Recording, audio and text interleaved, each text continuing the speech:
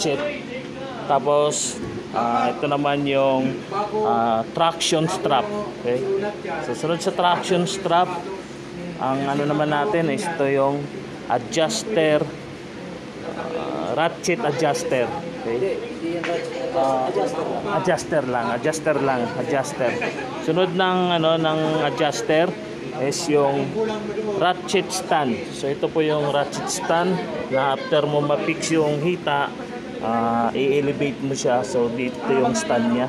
So kasunod ng ratchet stand is kakabit natin yung ankle hitch dito sa traction strap. Okay?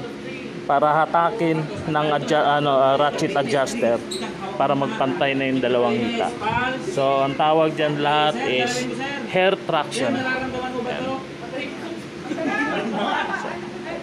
Ayan.